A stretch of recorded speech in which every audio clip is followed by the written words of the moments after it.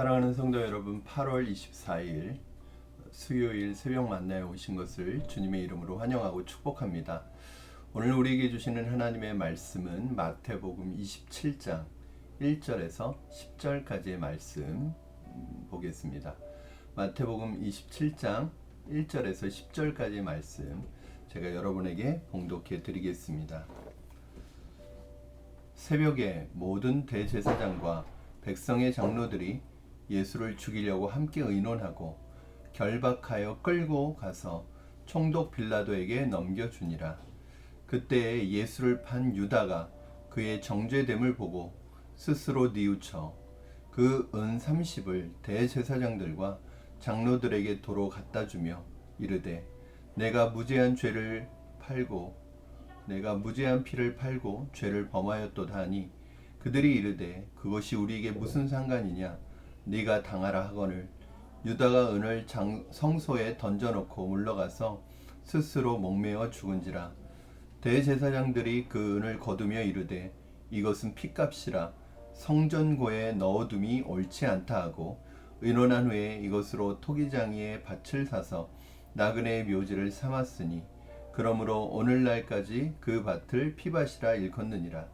이에 선지자 예레미야를 통하여 하신 말씀이 이루어졌나니 일렀으되 그들이 그 가격 매겨진 자 곧 이스라엘 자손 중에서 가격 매긴 자의 가격 곧 은 30을 가지고 토기장이의 밭값으로 주었으니 이는 주께서 내게 명하신 바와 같으니라 하였더라. 아멘.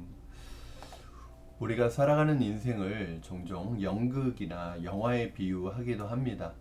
모든 사람들은 자신의 인생이 해피엔딩으로 끝날 것을 기대할 것입니다. 해피엔딩으로 끝나기를 기대할 것입니다. 그러나 우리의 인생에서 만나는 비극적인 사건을 만날 때마다 사실은 그러한 기대감은 흔들리게 되고 또 불안해지게 됩니다. 내 인생이 해피엔딩으로 끝날 것인가? 내 인생이 비극적인 새드엔딩으로 끝날 것인가? 그러나 우리의 인생 중에는 여러 가지 비극적인 사건들을 경험할 수 있다는 것이죠.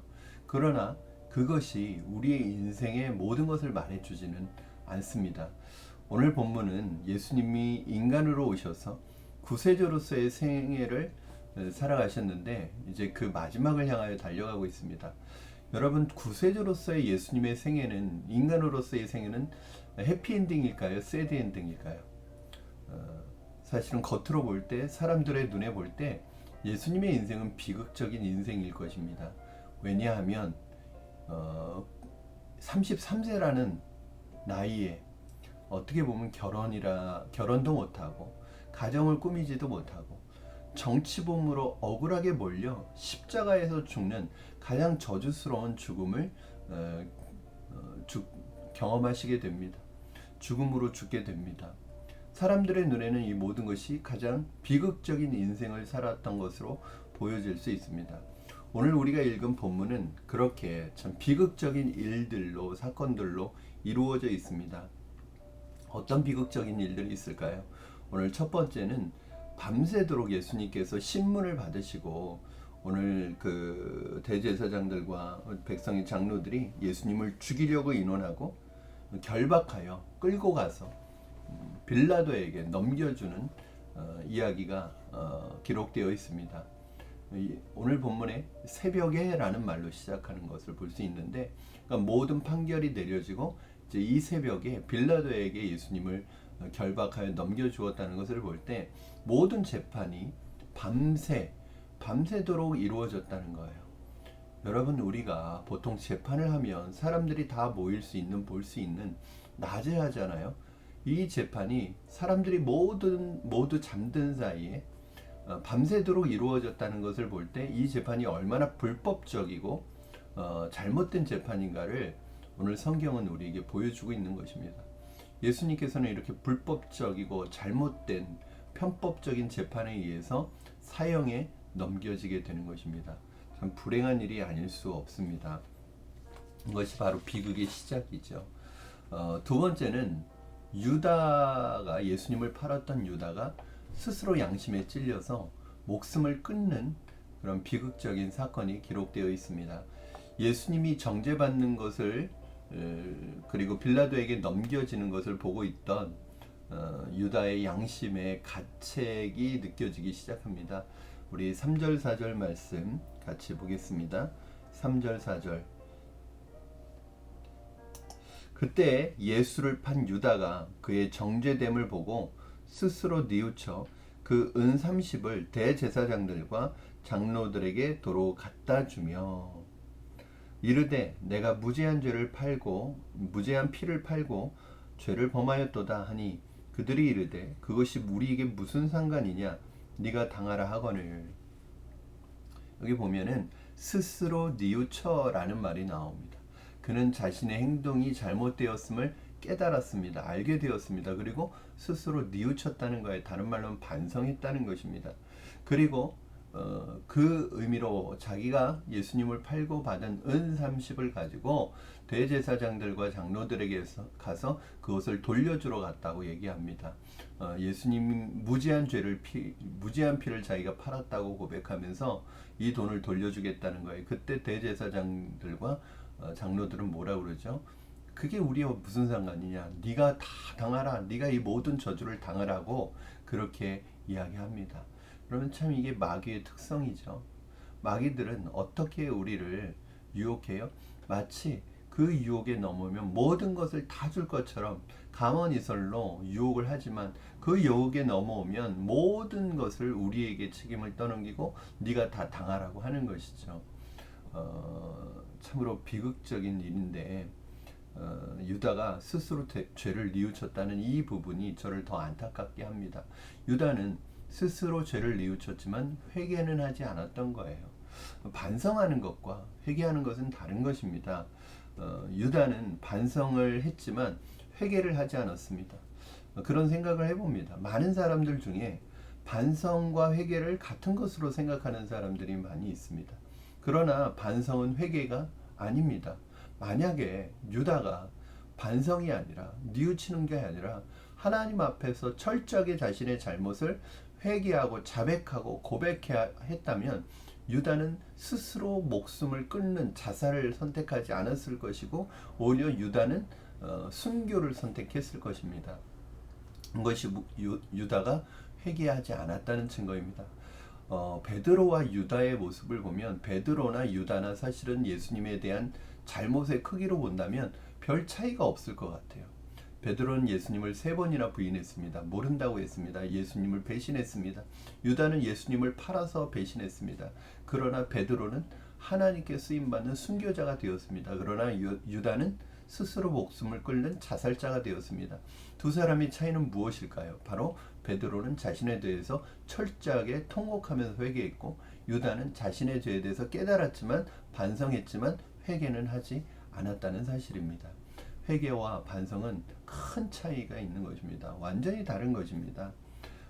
여러분 반성하는 것으로 끝나지 마시고 나의 잘못을 깨닫게 해주셨을 때 나의 잘못이 깨달아졌을 때 뉘우치는 수준에서 머물지 마시고 회개하고 자복하고 자백하여 철저하게 하나님 앞에 회복의 길로 나아가시는 여러분 되시기를 주님의 이름으로 축원합니다.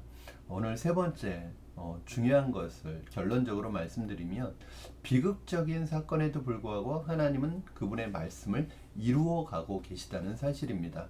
오늘 말씀 6절에서 우리 8절까지 읽겠습니다.